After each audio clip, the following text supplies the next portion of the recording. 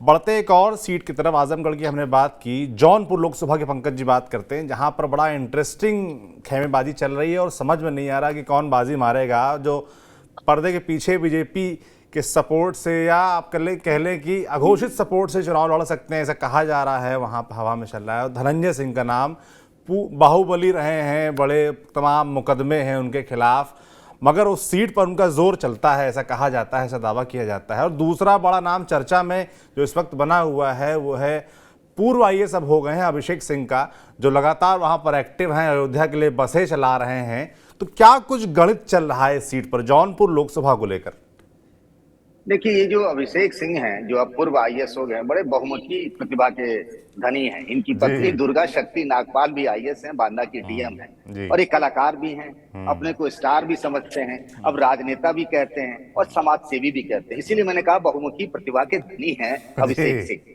इनकी आपने कई रील्स देखते होंगे, आजकल सोशल मीडिया पे बड़े एक्टिव हैं। आजकल लोगों को ना फ्री में अयोध्या में जाके रामलला के दर्शन भी करवा रहे हैं, समाज सेवी की भूमिका में आ रहे हैं। कुछ दिनों पहले इन्होंने सनी लियोनी का कार्यक्रम कराया था, लाठियां खूब चली थी। हाल में इनका एल्बम भी आया था सनी लियोनी के साथ। हाँ हाँ, वही म्यूजिक एल्बम जो आया हुआ था। इनकी आपने तस्वीरें भी देखी होंगी, कभी गौतम अडानी के साथ, कभी इनकी तस्वीरें आप देख लेते होंगे एकनाथ शिंदे के साथ, बड़े बड़े नेताओं के साथ तस्वीरें आती हैं। मतलब ये बताते हैं कि मेरा भौकाल टाइट है, जौनपुर ही नहीं देश के कोने कोने में। और अभिषेक सिंह चर्चा में तब आए थे जब गुजरात में ऑब्जर्वर बनकर आए थे, और मैं उन दिनों गुजरात चुनाव प्रचार मतलब कवरेज के लिए गया हुआ था, विधानसभा का चुनाव चल रहा था। ये ऑब्जर्वर बनकर आए थे और गाड़ी के साथ इन्होंने फोटो सोशल मीडिया में डाली और सामने सस्पेंड भी हो गए थे। मतलब भौकाल वाला जो मामला था, वहां भी गाड़ी के आगे अपने चपरासी के साथ बड़ी वायरल हुई थी तस्वीर, अभिषेक, कार्रवाई भी हुई। हाँ बिल्कुल बिल्कुल, हाँ कार्रवाई हुई थी। तो अभिषेक सिंह जो है वो कहते तो कुछ नहीं है, लेकिन मन में उनके वही है जौनपुर से चुनाव लड़कर लोकसभा पहुंचने की।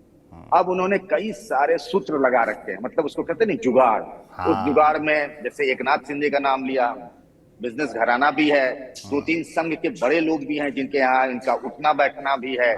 यूपी के भी कुछ बड़े नेताओं के यहाँ वो पेश हो रहे हैं, गलबैया कर रहे हैं कि कहीं से टिकट मिल जाए, मैं यूथ हूँ।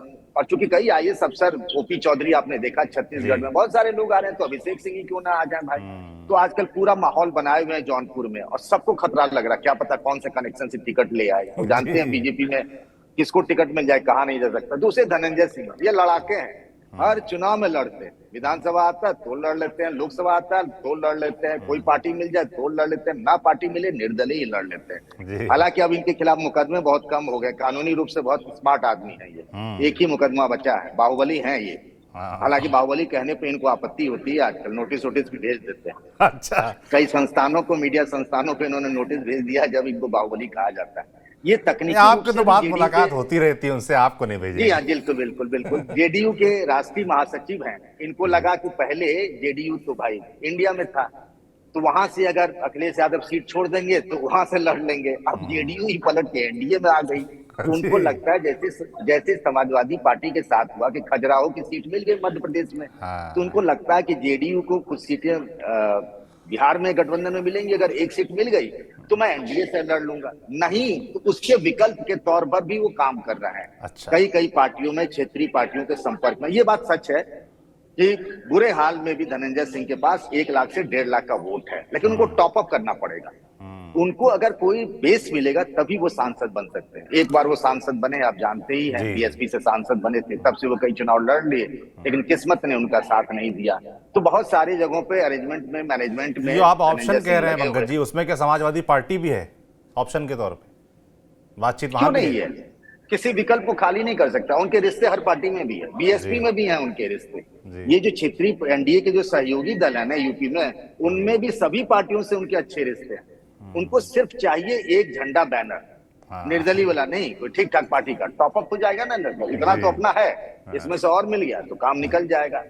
समाजवादी पार्टी के साथ भी हालत बहुत दूसरी है। अब वहां के जो सांसद है बीएसपी के, श्याम सिंह यादव, वो अखिलेश यादव से भी मिल लिए, बीजेपी नेताओं से भी मिल लिए, सबसे मिल लिए, कोई बात नहीं बनी, तो राहुल गांधी के साथ पदयात्रा में शामिल हो गए हैं।